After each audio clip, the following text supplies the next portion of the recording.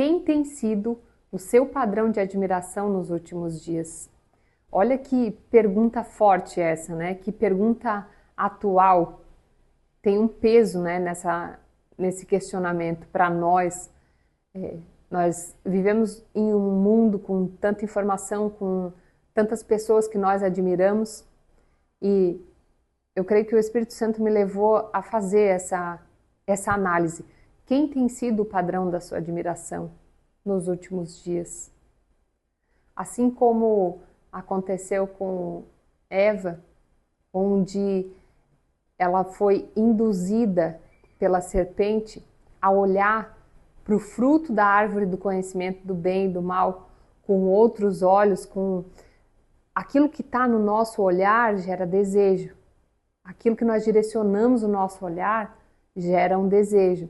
E o desejo leva a uma decisão.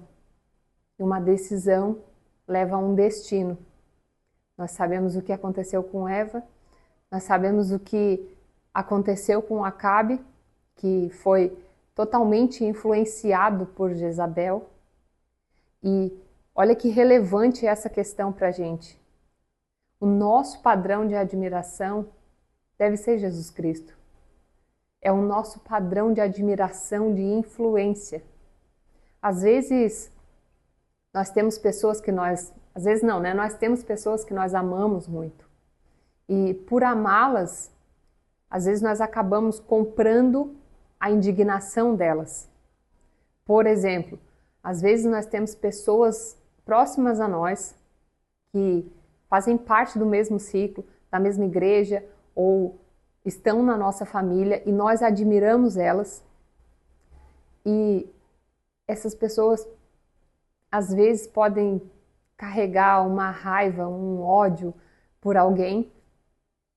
Uma situação que eu tenho certeza que aconteceu com todo mundo nos últimos tempos é ter alguém próximo que odeia um político, que destila ódio nas redes sociais sobre aquele político. Olha como nós temos que estar atentos, porque de início isso pode parecer estranho, né? Mas a partir do momento em que a gente acompanha aquela pessoa diariamente, ou a gente convive com essa pessoa diariamente, aquilo acaba se tornando algo que os nossos olhos começam a se acostumar. Só que Jesus Cristo não destilava ódio sobre as pessoas. Nós temos que vigiar, porque o nosso coração facilmente é moldado por aquilo que os nossos olhos estão acostumados a ver. E eu dei um exemplo simples, né, de um político que alguém odeia e te induz a fazer isso também.